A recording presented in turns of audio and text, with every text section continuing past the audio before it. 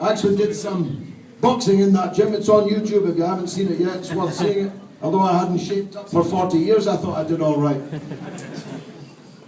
And the guys in the gym told me that I asked them, what funding do you get?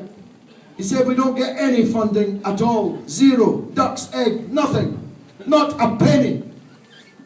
The government, local and national, should be showering these youth clubs and gyms with money. Because the boys that are inside boxing and lifting weights are not outside lifting drugs and being lifted by the police.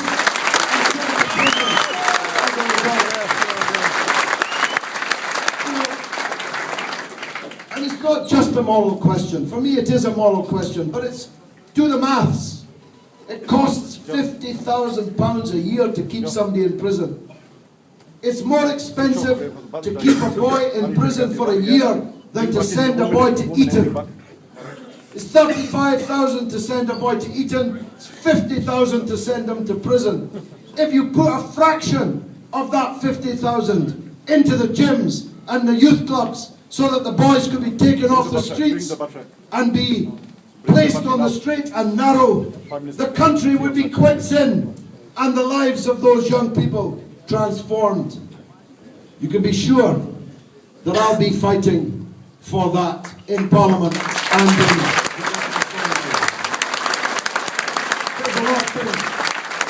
There's a lot of things that we need to tackle here, some of which I'm only just learning. The chief executive of Bradford City Council doesn't live in Bradford. The head of the health service in Bradford doesn't live in Bradford. The Vice Chancellor of Bradford University doesn't live in Bradford. Why not? Their children should go to the same schools as our children.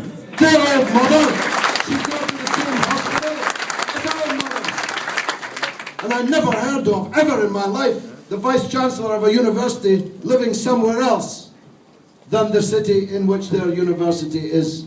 Trust me, life's going to get uncomfortable for all these people if I'm elected.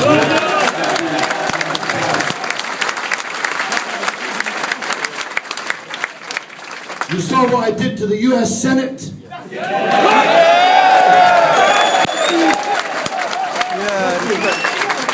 Trust me, these chief executives have all looked at the videos as well. Like the chief executive in Tower Hamlets, they're probably filling out their application form for another job somewhere else right now. I'm not saying I'm going to run them out of town. I'm going to run them back into town so that they're living and working here amongst the rest of them. And I want to know from them, and trust me, they won't enjoy it, why so many things are so badly wrong here in this city. I knew that Bradford City Football Club was in a bad way. I had no idea that your schools were in an even worse way. You are 145th out of 155. 10th from the bottom of the National League of 155 educational authorities. And it's not because of the demography of the city. Tower Hamlets has the same demography, and it's in the top 25. So I want to know from the Director of Education, what is it that you're doing wrong? Because it's a crime against our children to be 145th in the national schools. On the subject of Bradford City, I think I'll look for one of these Arab kings to take over. Probably can be bought quite cheaply. I'm not saying we'll be up there with Manchester City, but I'll be talking to some of these kings to see if they can't buy up Bradford City Football Club.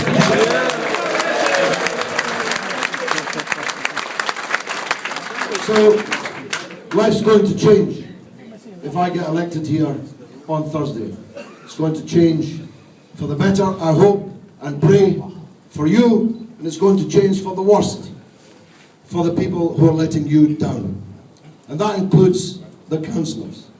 Now I know we've got a lot of people in here from the Labour Party, indeed My campaign is being run by people who left the Labour Party within the last couple of weeks. Subhanallah.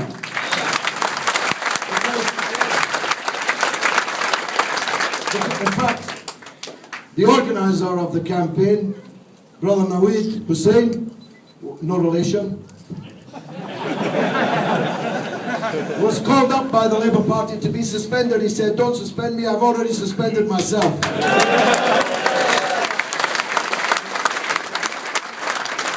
Because they know that I am Labour. I'm the real Labour. The others are fake Labour. I'm only not in Labour because Tony Blair expelled me from Labour because I called him a liar and a murderer who should be on trial in The Hague and in prison.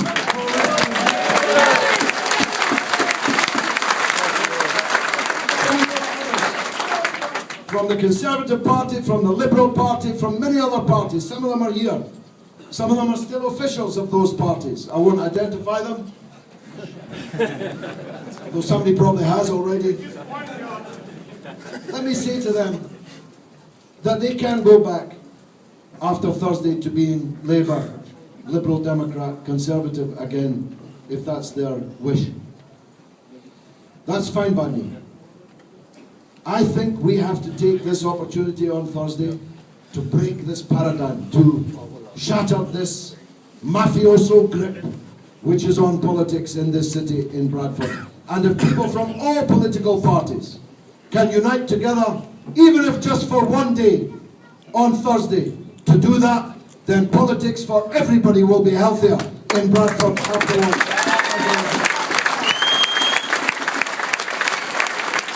And I'm grateful to them for their support, even if it was given quietly, even if it was given secretly, covertly, as it was in some cases, and still being given. I'm grateful to them, and they know who they are.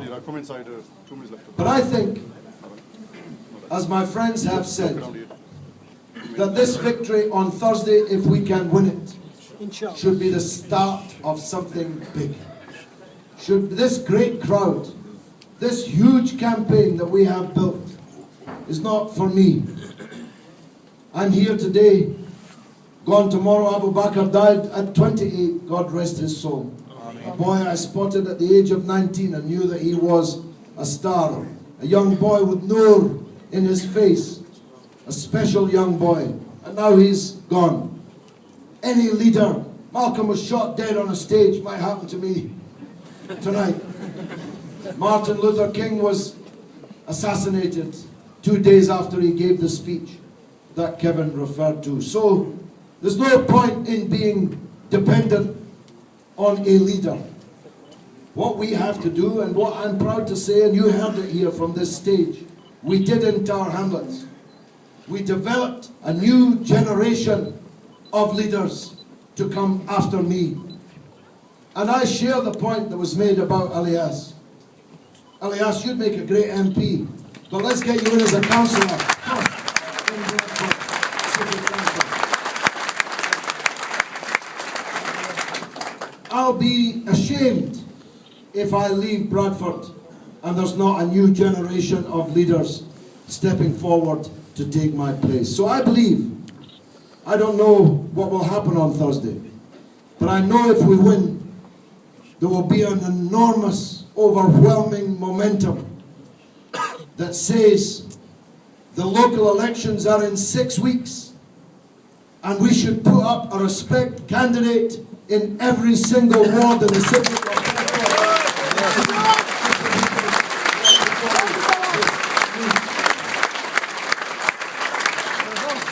I'm running out of voice now, but I'm not running out of steam.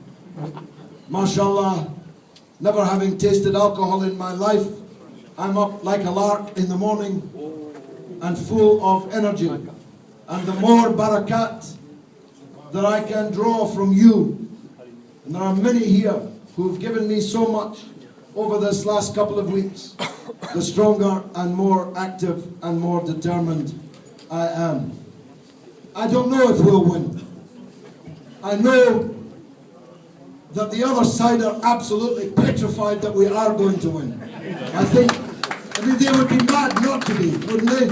Take a look around you. They would be mad not to. But what I do know is that victory is within our grasp. I do know that if we reach out and we bring enough people into this campaign over the next 4 days, we can take that victory. I'm absolutely certain about that.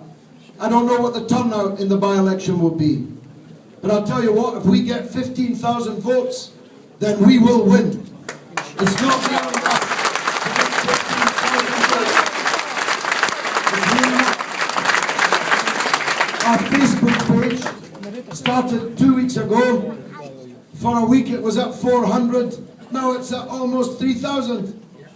Has it reached 3,000? Virtually. After tonight it will reach 3,000. 3,000 local people have signed up to the Let's Elect George Galloaway in Bradford Facebook page. These texts that are going round. Think about it, do the arithmetic.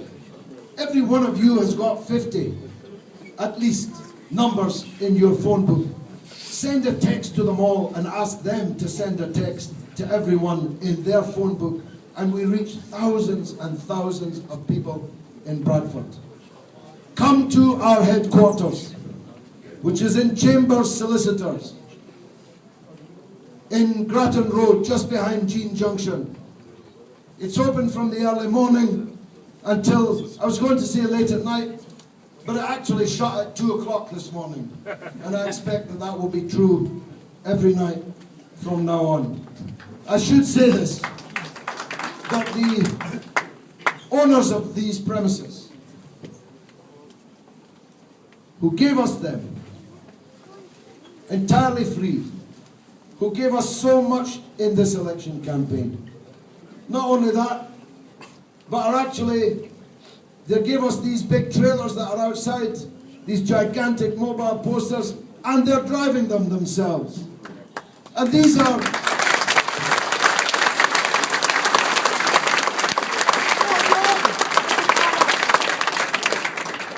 rich and successful people. They have nothing to gain from me. They will never come to me asking for a house. They'll never come to me asking for a job. They don't need anything from me. They can do everything for themselves. They're doing this, they're backing this campaign because they believe in this concept of an ummah, of a community, of one people, rich and poor, black and white, Muslim and non-Muslim.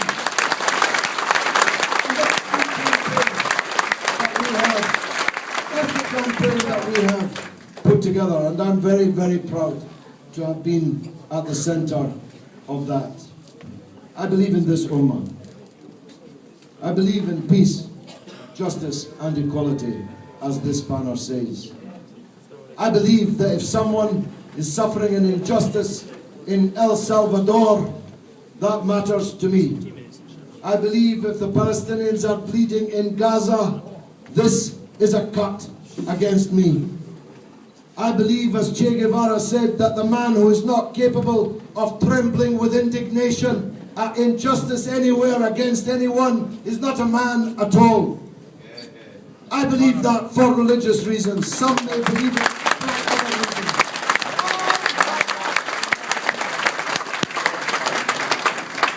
I believe in the judgment day.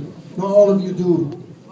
I believe that one day we will have to answer to the Almighty for what we did and what we did not do with the life that God gave us. And I just say this, and I ask you to say it, especially to other religious people. How will you explain on the last day that you had a chance on the 29th of March 2012 to vote either for the guy who led the great campaign against the slaughter of millions of people in Iraq, Afghanistan and elsewhere? You could have voted for him, but instead you voted because of village politics. You voted for a party which killed 1 million Iraqis, which has killed 100,000 Afghans, which has supported Israel killing uncountable numbers of Palestinians. How are you going to explain that one?